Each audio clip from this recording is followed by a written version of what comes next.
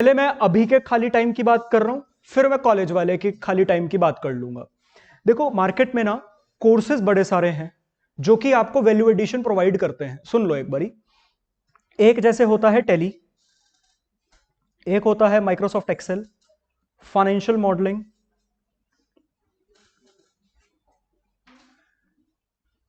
Summer internships. अभी summer internships का मतलब यह नहीं कि समर में ही ज्वाइन करनी है।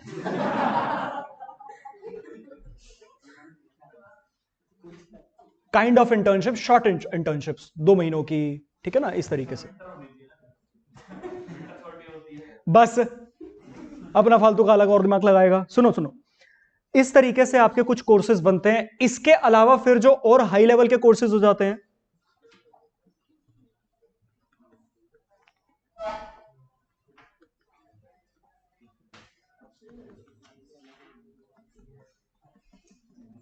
बता देता हूं ये सब क्या है।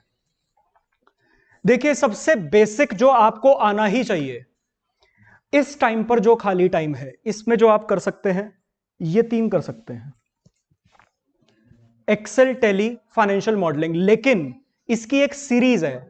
कोई नालायक सीधा सीधा टैली सीखने मत चले जाना पहली बारी में, ठीक है?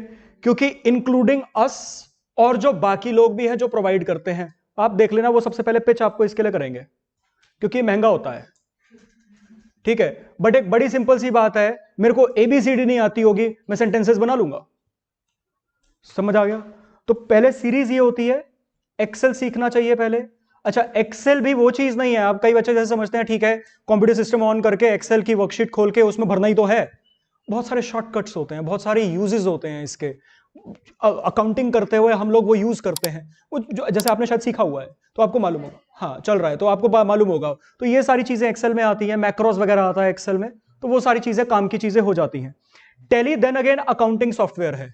जर्नल एंट्री पास करना आता है, लेकिन अकाउंटिंग सॉफ्टवेयर में जर्नल एंट्री को कैसे पास करना है, क्योंकि प्रैक्टिकली पता है क्या होता है, P&L बैलेंस शीट बनानी नहीं होती, आपको सिर्फ जर्नल पास करना होता है सॉफ्टवेयर में। वो अपने आप उसकी लेजर में पोस्टिंग करता है सॉफ्टवेयर, अपने आप उससे ट्रायल बैलेंस में पोस्टिंग करता है, अपने आप P&L और बैलेंस शीट में पोस्टिंग करके आपके सामने सीधा फाइनल अकाउंट्स दे देता है।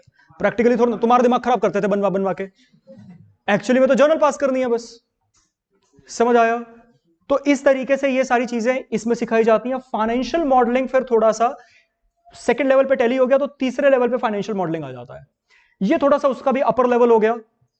मतलब फाइनेंशियल मॉडलिंग के लिए एटलीस्ट एक्सेल में तो चैंपियन होना चाहिए आदमी, क्योंकि फाइनेंशियल मॉडलिंग में स्टॉक मार्केट के जो ग्राफ्स होते हैं, कैंडल लाइट, डोजी, इस तरीके से और बड़े सारे वो बनते हैं उस पर ग्राफ्स, ठीक है ना, मूविंग एवरेजेस वगैरह, वो ग्राफ्स बनाने सिखाए जाते हैं एक्सेल पे।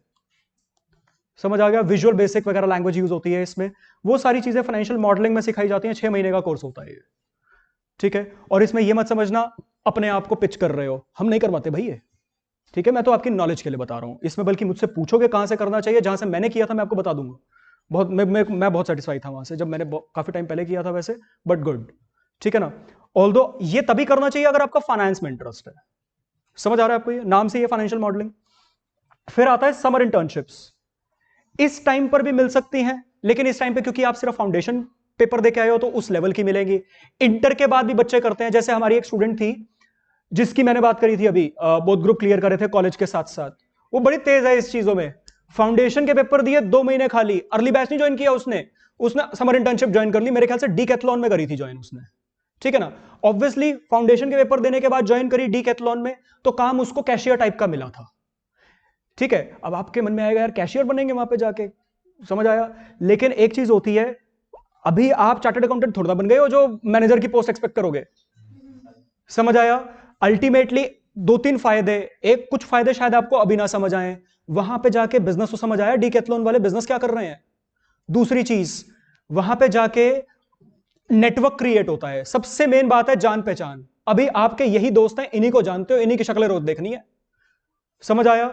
नेटवर्क जब बनता है, जैसे मैंने बोला आर्टिकलशिप जान पहचान पे लगती है। अब पापा से जान पहचान क्यों लगवानी है, अपनी बनाओ ना जाके। समझ आया? और फिर कुछ और फायदे जो तुमको अभी समझ आ जाएंगे, वो फायदा तो मेरे को भी मिल जाएगा। उसको डीकैथलॉन में 25% का डिस्काउंट मिल गया था, तो मैंने तो बहुत सामान मंगवाया अपना भी, ठीक है, वो बाइकिंग किट्स वगैरह वहां पे बहुत चीजें मिलती हैं। और डिकैथलॉन तो जगह ऐसी है, वहां पे चले जाओ ना, मतलब बिना कुछ लिए बाहर आने का मन नहीं करता।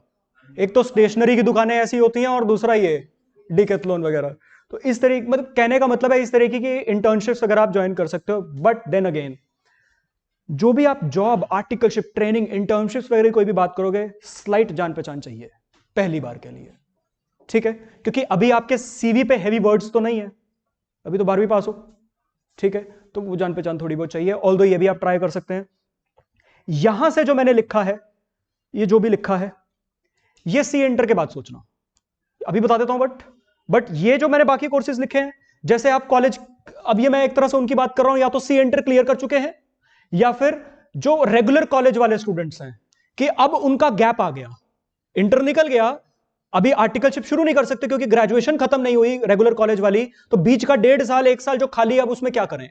अगर कुछ कंस्ट्रक्टिव करना चाहते हो और करियर अच्छा बनाना चाहते हो, ये 6 महीने का सर्टिफिकेशन कोर्स होता है, यूएस बेस्ड, इंडिया में बैठ के हो सकता है, पेपर इसके इंडिया में हो जाते हैं, ऑनलाइन कोर्स होता है, सीमा, वहां का कॉस्ट अकाउंटेंट काइंड ऑफ, ठीक है? एफआरएम, अगर किसी का फाइनेंस में इंटरेस्ट है, ये भी 6 to 9 मंथ्स का कोर्स होता है, लंदन का कोर्स है, financial risk management, then again finance, ठीक है? उसके बाद एसीसीए, लंदन का चार्टर्ड अकाउंटेंट लोअर लेवल वाला। ऑल्दो एसीसीए का फायदा क्या होता है, आप चार्टर्ड अकाउंटेंट हो तो इंडिया में साइनिंग अथॉरिटी है आपके पास, आप एसीसीए हो, आबू धाबी, दुबई, एक ही बात हो गई, मस्कट, ओमन, हांगकांग, सिंगापुर, इंक्लूडिंग ब्रिटेन, इन कंट्रीज में आपके पास साइनिंग अथॉरिटी आ जाती है। मतलब आप उन कंट्रीज में भी साइन कर सकते हो बैलेंस शीट पे, इंडिया में तो कर ही सकते हो क्योंकि चार्टर्ड अकाउंटेंट है। समझ आ गया? तो आपकी ग्लोबल रीच बढ़ गई अल्टीमेटली। और एसीसीए को निकालना, देन अगेन किसी को यह ना लगे कि अपना पिच कर रहे हैं, हम नहीं करवाते, ठीक है? तो मैं अब सिर्फ नॉलेज शेयर कर रहा हूं। ACCA is bit easier to clear, CA से आसान है, नंबर 1। नंबर 2, इंटर अगर क्रैक कर लेते हो 5 पेपर एग्जाम्प्ट हो जाते हैं, एग्जम्पशन मिलती है, ठीक है? टोटल 13 एग्जाम्स होते हैं, डिटेल में बाद में धीरे धीरे बातें करता रहूंगा। 13 एग्जाम्स होते हैं, अगर इंटर के बाद कर रहे हो या ग्रेजुएशन के बाद कर रहे हो तो 5 पेपर एग्जाम्प्ट हैं, 8 देने हैं, ठीक है? और इसमें तो एक फायदा ये होता है, जैसे सीए में क्या है, देना है तो पूरा एक ग्रुप देना है चारों सब्जेक्ट्स का, यहां पे एक बारी में 1 पेपर देने का मन है, 2 पेपर देने का मन है, 8 देने का मन है, जैसे है वैसे कर लो, हर क्वार्टर के एंड में पेपर होता है, ठीक है? सीएफए, अगर कुछ ज्यादा ही फाइनेंस में इंटरेस्ट है और जिंदगी से ज्यादा प्यार नहीं है तो फिर ये कर लेना, इसके बारे में इससे ज्यादा आज बात नहीं करूंगा। सीएफए थोड़ा क्योंकि अलग ही, इसमें काफी टाइम निकल जाएगा।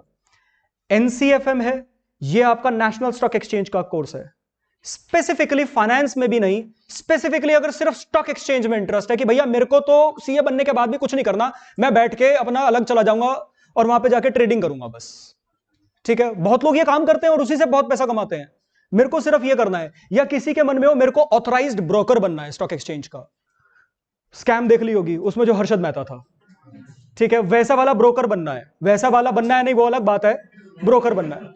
सुनो मेरी बात, एनसीएफएम होता है, नेशनल स्टॉक एक्सचेंज से एफिलिएटेड कोर्स है, वही करवाता है। तो ये आपके पास बड़े सारे ऑप्शंस होते हैं। बेटा सीएफए फाइनेंस का कोर लेवल है, ये सीधा आप, ये यूएस का कोर्स है, और इसके बारे में तभी, इसके बारे में जितनी बात करूंगा उसमें टाइम बहुत ज्यादा लग जाएगा। 100 कंट्रीज में प्रेजेंस है इसकी। इसका जब पेपर होता है तो 100 कंट्री के लोग इकट्ठे पेपर दे रहे होते हैं, तो आपका कंपटीशन बहुत ज्यादा है। पासिंग क्राइटेरिया यहाँ पे नहीं है, जैसे सीए में 40 और 50%, यहाँ पे परसेंटाइल है। कई बारी 75% लेके आके भी फेल हो जाते हैं, कई बारी 60% पे पास हो जाते हैं। एक बारी 96 वाला फेल हो गया था, 98 समथिंग परसेंटाइल का रिजल्ट गया था इसका। होता वही है, सीए की तरह 3 लेवल्स होते हैं, लेवल 1, लेवल 2, लेवल 3। तो ये थोड़ा सा अपर लेवल वाला कोर्स हो जाता है, और इसमें एडमिशन भी आसान नहीं होता है, बता दूंगा वो। समझ आ गया?